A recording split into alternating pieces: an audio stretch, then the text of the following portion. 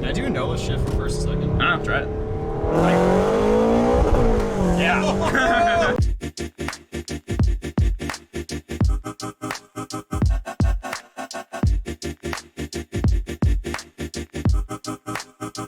Yeah, well, it's a mad world that made me crazy. Might just turn around to 180. I ain't politicking, I ain't kissing no baby.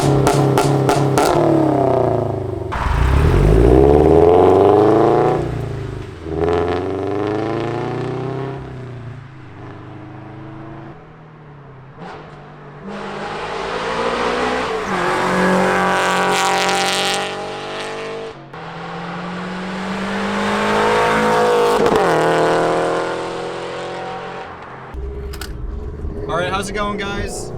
I am back in a Subaru BRZ. This is actually my brother's car. Yep. It hasn't really been on the channel that much for a number of reasons. It's just like wrong timing, basically. Yeah. In a nutshell, it is stage 2 E85, right? That's basically...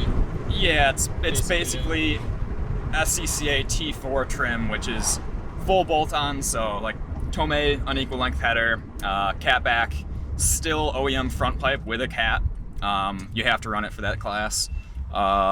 It's full E85 flex fuel, and then normal coilovers, brakes, fluid, stuff like that. And yeah, so you are competing in your first time attack. Yeah, or first like time real. trial. Yep, first real racing. So SCCA time trials at Gingerman, July 17th, 18th. So yeah, should be fun. Yeah, that'd be cool. I mean, like, how many events do you think you've actually done on this car? Because you've had this for 2 years. Yeah. Right? About? Yeah, about 2 years. I don't know, probably like 10, 12. Not that many to be honest, but and through varying levels of progression. So Right. like this full bolt-on, not too many. I mean 3, 4. But Right. Because this is kind of, in a sense, kind of like the final sort of form. Okay, because you Yeah. have the coilovers you want, you have the tires and the wheels that you want. Yeah. And like, I mean, power mods, you're basically done. nothing big is gonna change. Right. There might be some optimization here and there, but nothing big is gonna change. Maybe wheel and tire setup, equal length header, stuff like that. Just little things. Yeah. But Okay.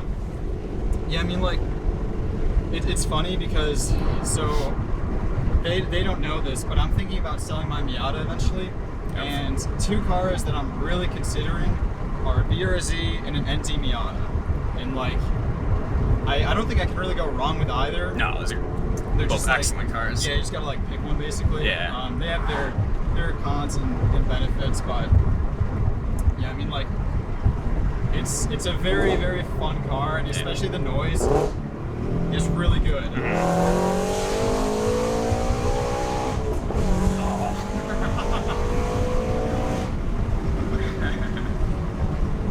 I know.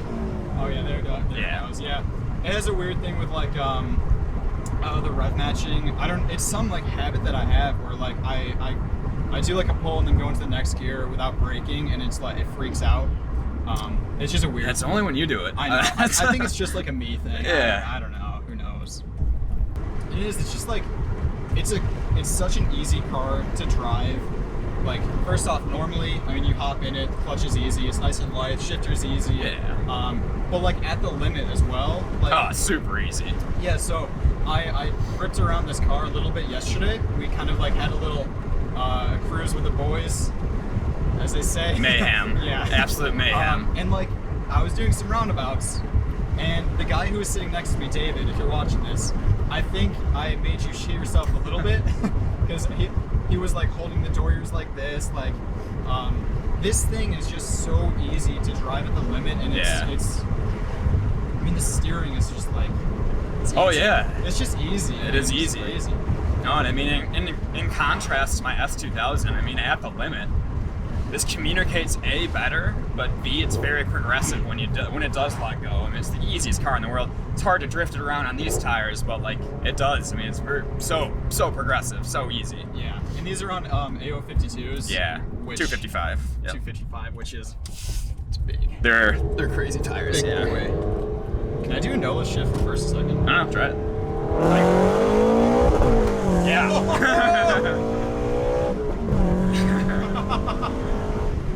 Yes, you Oh, can. man. That was pretty good.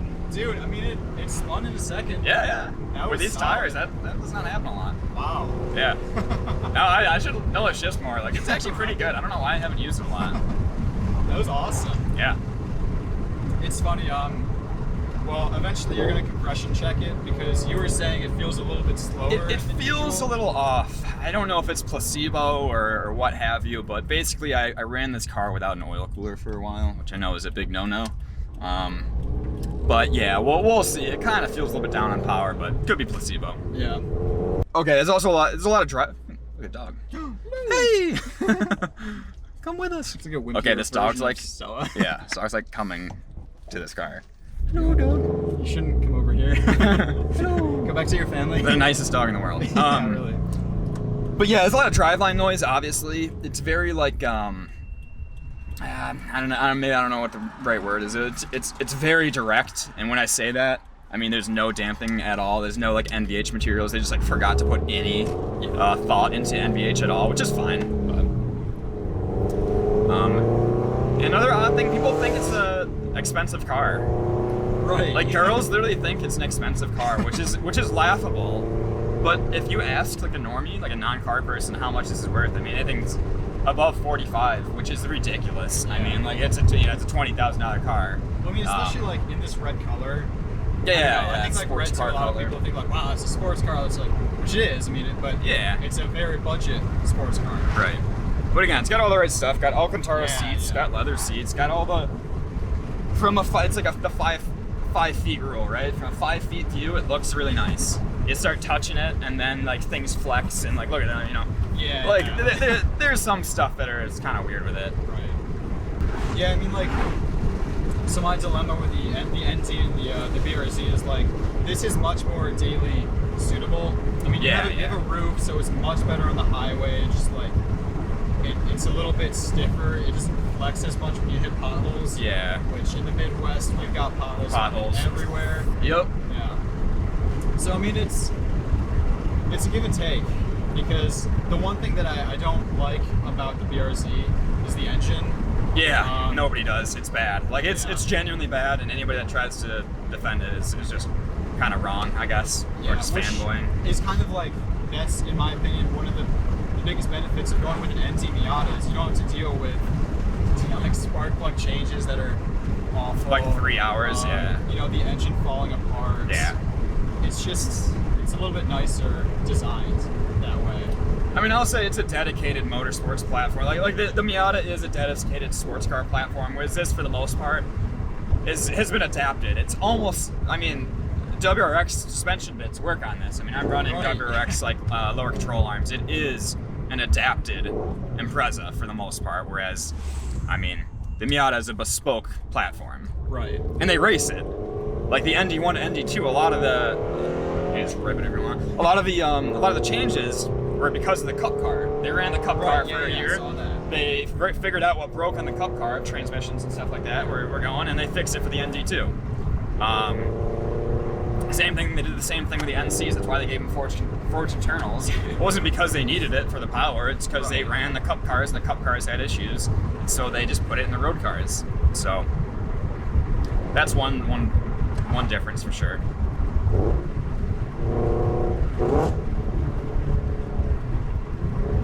forgot to be on like a brake first though. Yeah, you gotta be decel.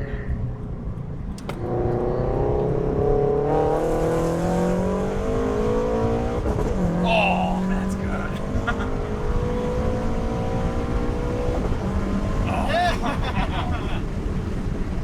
Oh man. That's pretty good.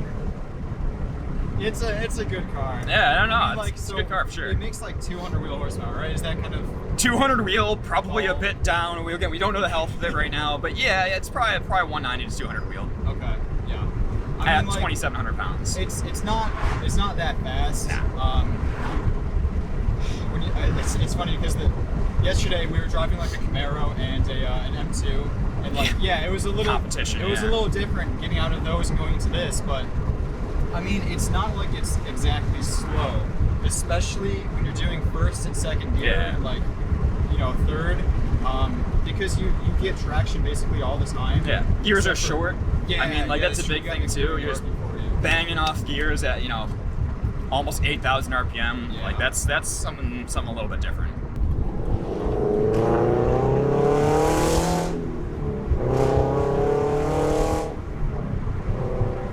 I guess another point too, I mean, yeah, it has back seats, but another difference between the ND Miata, I mean, they designed these cars so you can fit a full set of wheels and tires in the back for a tractor. Like, that was literally designed for it. And it does that. I mean, it's a bit, when you put that down, it's pretty big. solid, yeah. It's big, yeah. It's not bad. I know, like, so if I get an ND Miata, I'm probably gonna have to build like a little half trailer Yeah. to, you know, haul like a toolbox and like a tent, because I'll be doing like, you know, 3-hour drives, just want to stay the night. Yeah, tools and stuff like so that. So like, a big benefit is just having that space. But yeah, I mean, like when you put the little like opening down, it's massive. Yeah, it's a good amount, I mean, honestly. It's very well designed in terms of like the shifter and the clutch working together. Yeah. It's just a very easy car to shift very smoothly. Right. It also sounds, Yeah, it sounds in pretty my good. opinion, I think it sounds awesome. I know a lot of people don't like the rumble, but inside the car, you don't really hear it like as much. Yeah. I mean, I love it at high RPM. Yeah. Like the unequal lengths sound great at high RPM. Yeah. All right, guys, that's gonna do it for today's video. Thank you to Will for letting me rip his car. I love this thing. I think It's a good car. it's gonna be a toss-up between NT or BRZ. I think like they're both just so good. Yeah. So let me know what you kind of think about that. I don't know. We'll see. We'll see in a year or so. But anyway, thanks again for watching, and yeah, have a good one.